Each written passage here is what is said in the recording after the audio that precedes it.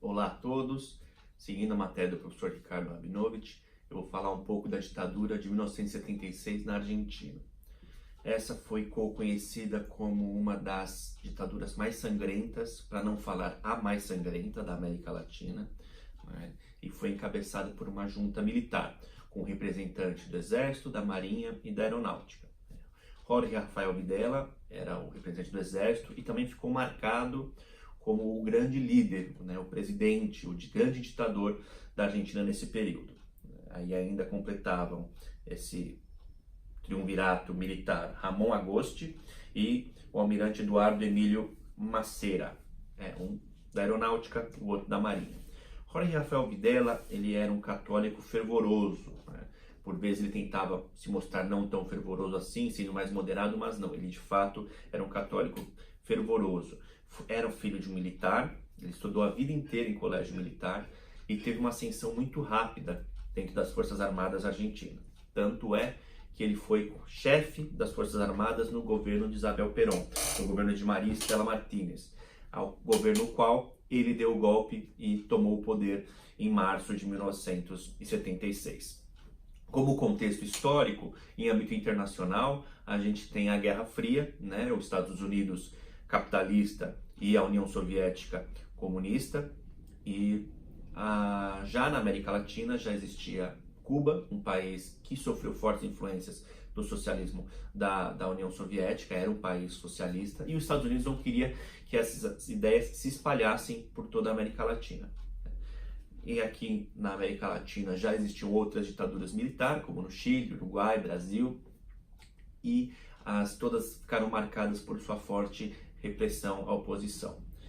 Ainda aqui em âmbito da América Latina, o governo chileno, em conjunto com os demais países, das demais forças armadas e com a CIA dos Estados Unidos, que financiou, né, planejou a Operação Condor, que era uma operação em que se visava o extermínio de toda a oposição, de todos os grupos de extrema esquerda e de todas as ideias socialistas aqui da América Latina.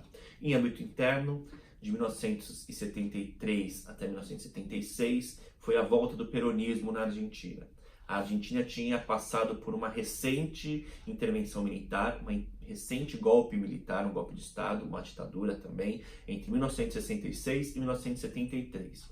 Essa ditadura acaba em 73 com a eleição e a vitória do Perón, Juan Domingos Perón, nas eleições de 73. Porém, Perón faleceu em 74 e quem assumiu foi a sua vice e também esposa, Isabelita Perón, María Estela Martínez, conhecida como Isabelita Perón. Durante todos esses 3 anos, a Argentina passou por uma forte crise econômica e uma forte crise social. A forte crise social, de fato, se devia a umas guerrilhas armadas, como os Montoneros, que era uma guerrilha de extrema esquerda, que pretendia fazer a Argentina de uma república socialista, um país socialista. E apesar de ela apoiar Perón com o fim da ditadura em 1973, Perón tentou se afastar do grupo em razão do seu radicalismo. E não foi essa tentativa de desvinculação e até de imposição de penas severas às guerrilhas, não foi uma coisa que deixou os guerrilheiros muito tranquilos, e eles acabaram operando ainda mais forte na clandestinidade durante esse governo. E na parte econômica, além da Argentina ter sofrido com a grave crise do petróleo em 1973, ainda sofreu por alguns planos econômicos, algumas medidas econômicas que não deram certo. Uma delas é o Rodrigaço, que o ministro da Isabelita Perón tentou impulsionar as exportações e diminuir a distorção dos preços no mercado argentino, porém, o que houve foi a desvalorização do peso e o aumento das taxas de serviço, como gasolina, como transporte, entre outros, e o salário dos argentinos não acompanhou esse crescimento. Por isso, tanto a crise econômica quanto a crise social foram os fatores que levaram, na noite de 24 de março de 1976, a junta militar, o governo militar, tomar o poder e dar um golpe e tomar o poder na Argentina. Em âmbito interno, a ditadura tinha o apoio a princípio, né, um apoio popular devido à crise social e econômica que a Argentina passou, mas os empresários argentinos fortemente apoiaram o governo militar. Até enriqueceram muito nesse governo devido a algumas medidas econômicas tomadas, enquanto a sociedade como um todo viu seu poder de compra e sua economia cair. Um outro apoio na Argentina do golpe foi quanto à Igreja Católica. A Igreja Católica, diferente do que aconteceu, por exemplo, no Brasil, em que ela acolhia os opositores, né? Foi uma igreja que de fato se posicionou contra a ditadura. Na Argentina, a Igreja Católica nunca se posicionou contra a ditadura. Pelo contrário, ela chegou até a colaborar com o regime, né? E como ela colaborava? Por exemplo, informando a família dos desaparecidos para que não procurassem, né, os desaparecidos, porque eles não iam voltar. Ainda havia denúncias de padres que entregavam os alunos que eles entendiam ser subversivos para as autoridades militares. Então, os padres, eles agiam como informantes da ditadura. Ainda chegou um padre, chegou a ser preso e pegar prisão perpétua depois do regime. O padre von Wernicke. Ele foi acusado de ter participado de sessões de tortura. Essa foi uma ditadura marcada pela extrema violência e pelos métodos de tortura cruéis. E o padre von Wernicke participou dessas sessões e acabou pegando prisão perpétua. Existe ainda, né, algumas acusações, algumas alegações quanto ao Papa Francisco, né, o atual Papa da Igreja Católica, ter apoiado o regime militar. Né? Dizem que ele informou aos militares sobre 2 jesuítas com ideias subversivas, mas essa não foi uma investigação que foi para frente, são apenas alegações.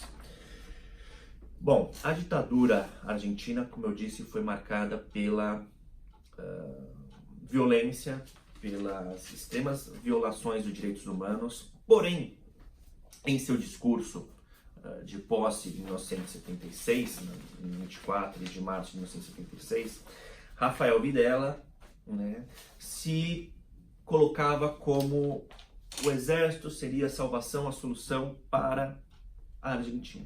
Eu vou ler alguns trechos do discurso que ele fez em 30 de março de 1976, para a gente ver algumas incoerências na fala do general, né, do tenente-general. Ele começa: o país transita por uma das etapas mais difíceis de sua história, colocada à beira de sua desintegração. A intervenção das Forças Armadas se constitui como a única alternativa possível frente à deterioração provocada pelo desgoverno, corrupção e complacência. Ou seja, como a gente sempre vê nas ditaduras, as Forças Armadas, o líder, o ditador, se coloca como a última salvação, como a única solução para um país que está sendo desgovernado, um país corrupto, um país problemático. E isso não foi o caso, não foi diferente na Argentina. Também houve esse discurso, né? Ainda ele fala que, no entanto, deve ficar claro que os acontecimentos de 24 de março de 76 não materializam somente a caída de um governo, significam, pelo contrário, o encerramento definitivo de um ciclo histórico e a abertura de um novo, cuja característica fundamental estará dada pela tarefa de reorganizar a nação, realizada com real vocação de serviços pelas Forças Armadas.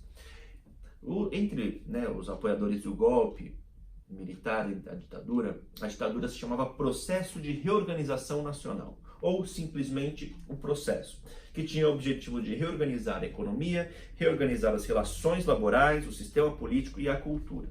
Porém, essa reorganização, como nós vamos ver, não teve sucesso, pelo contrário, teve inúmeras violações de direitos sociais, individuais e direitos humanos. Ainda ele fala: para nós, o respeito aos direitos humanos não nasce só do mandato da lei e nem das declarações internacionais, mas como resultado de nossa cristã e profunda convicção acerca da preeminente dignidade do homem como valor fundamental. Ou seja, ele coloca no seu discurso algo que já se sabia que não ia ser cumprido, porque a violência da ditadura argentina foi tamanha que não existe um número exato de quantos mortos desaparecidos foram. Em números oficiais do governo, foram dados como 8.000 mortos e desaparecidos. Em números extraoficiais, esse número chega a 30.000 pessoas, a mais de 30.000 pessoas. Além disso, o governo ficou conhecido por sequestrar bebês, por colocar pessoas em centros clandestinos de detenção, ou seja, era uma verdadeira violação a todos os direitos humanos que nós entendemos.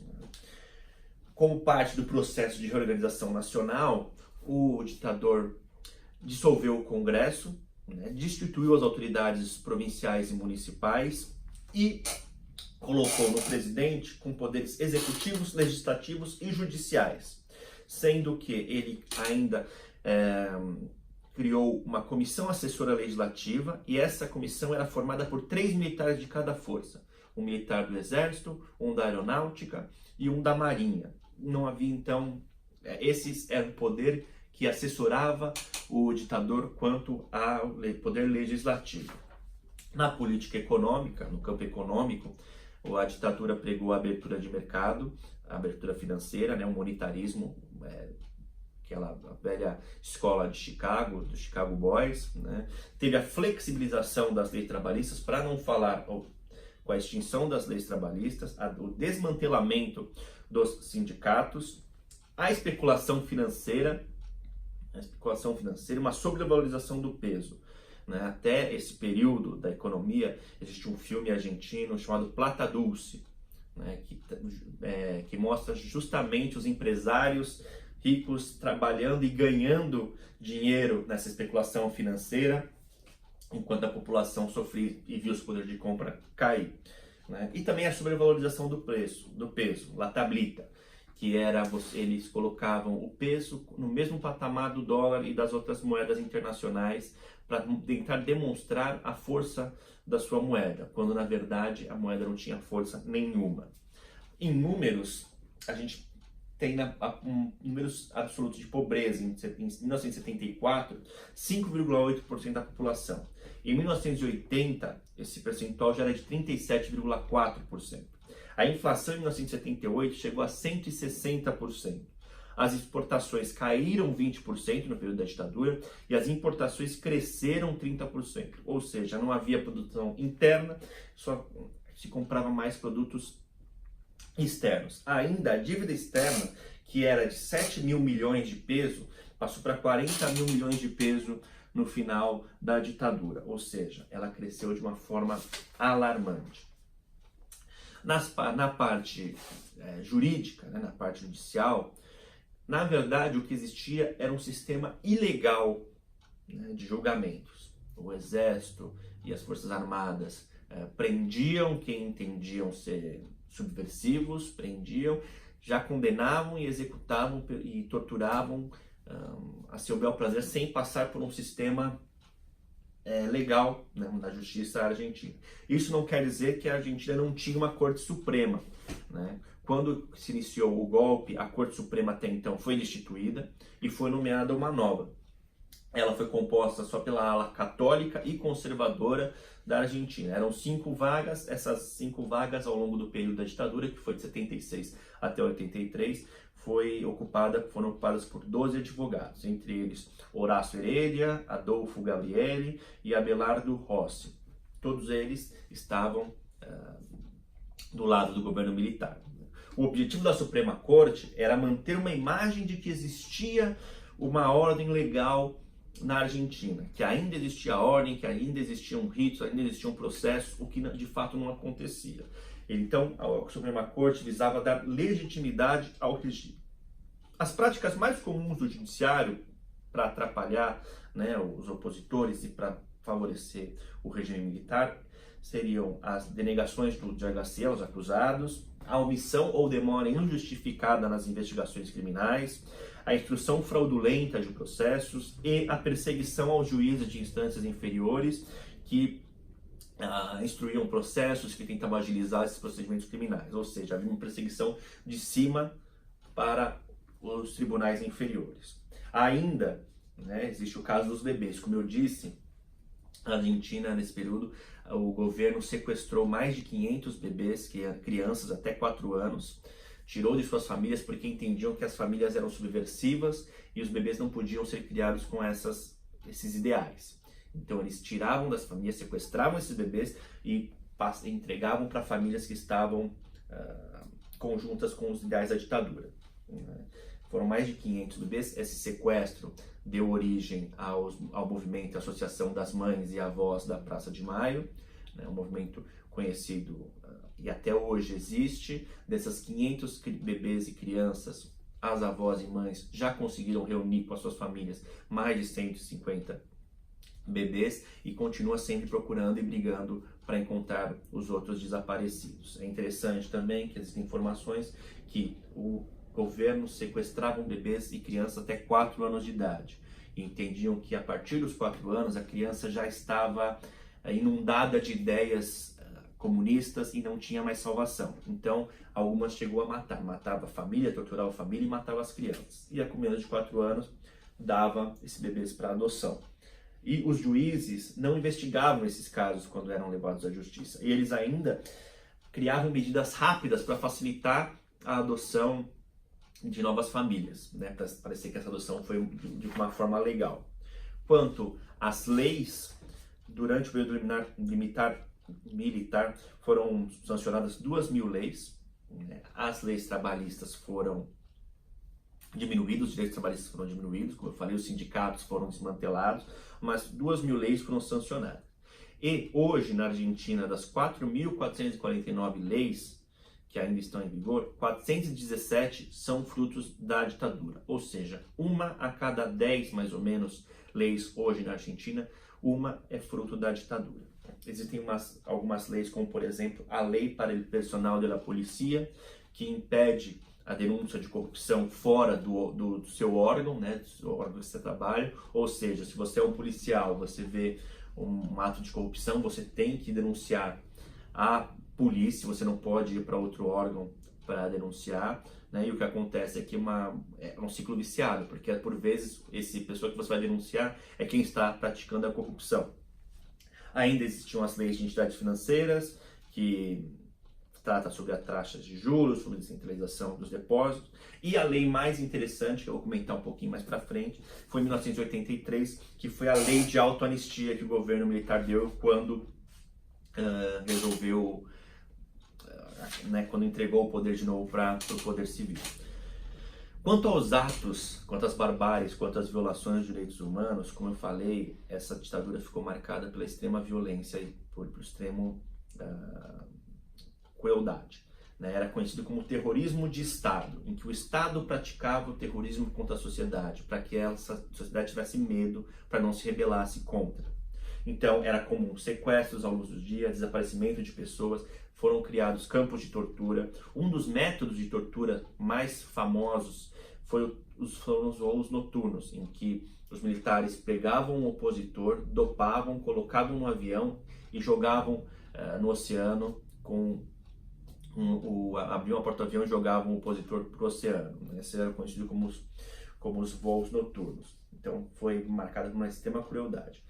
Ainda, durante todo esse período, na Argentina, em 1978, houve a Copa do Mundo, né, da FIFA lá, e um dos primeiros atos da ditadura, quando assumiu o poder, dos militares quando assumiu o poder, foi ratificar que sim, na Argentina iria ter a Copa do Mundo. Isso por quê? Porque pensava que a Copa do Mundo seria uma grande forma de propagandear o regime militar da Argentina.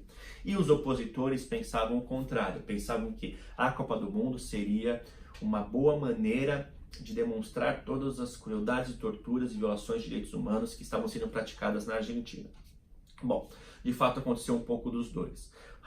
Jorge Rafael Videla foi a todos os jogos, né? Então ele acabou mostrando uma pessoa para o mundo, uma pessoa humana que apoiava o seu país, a sua seleção, ele era ovacionado nos estádios, então a imagem acabou para ele sendo ok. Porém, ao mesmo tempo, televisões da Europa, televisões de outros países, conversaram com as mães da Praça de Maio, as avós da Praça de Maio, onde viram as denúncias dos atos cruéis que o governo praticava para com a sociedade, né?